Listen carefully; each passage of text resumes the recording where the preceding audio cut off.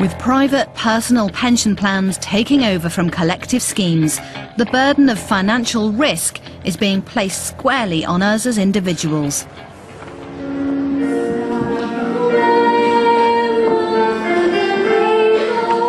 Of course, we all hope for a large pot of gold at the end of our retirement rainbow. But taking his financial future into his own hands has dealt Dennis Mountford's pension pot a crushing blow.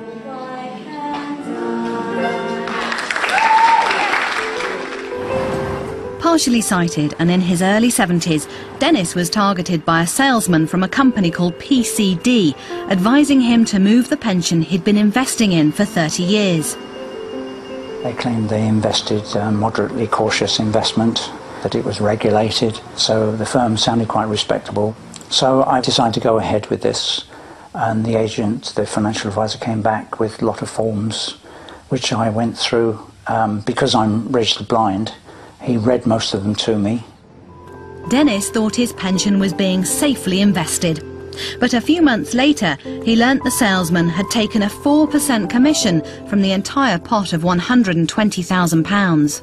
I knew I hadn't signed it with that 4% on. And in fact, we saw this same financial advisor a couple of days later. We told him that it was definitely not there when I signed it, and he did eventually agree that that was the case, that it had been added.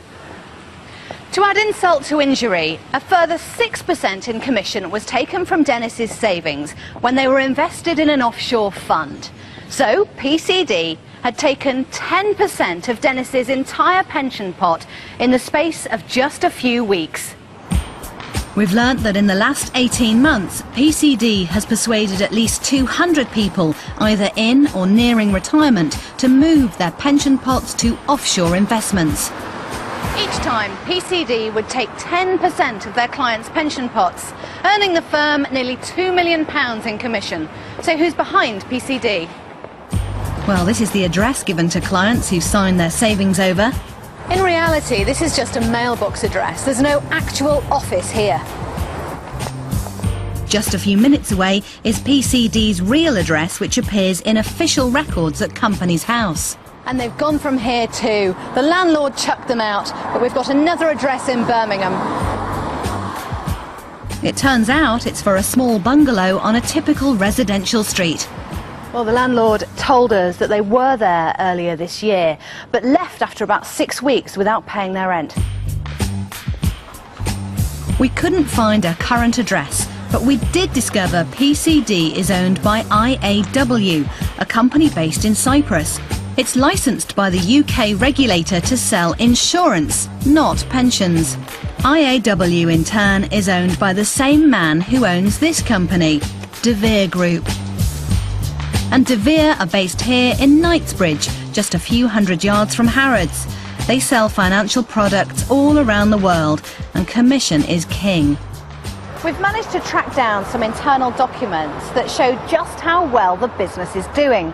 Now, from this, we can see that his top salesmen were earning over £200,000 in commission in the first 3 months of this year.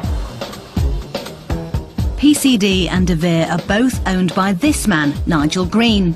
He wouldn't give us an interview. Instead, he gave us a statement saying he's no longer a director of IAW and had never played an active role in the day-to-day running of the company. He said IAW had acted properly in bringing their concerns about PCD to the attention of the authorities as soon as it became aware that allegations had been made.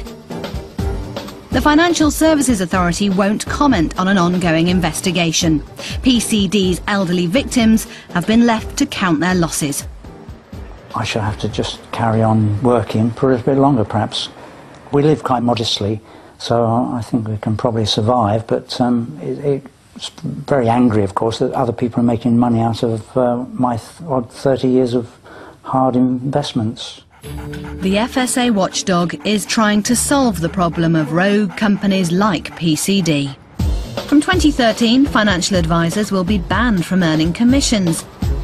Instead, they will only charge flat fees up front, so there will be no financial incentive for them to put investors with a poorly performing fund.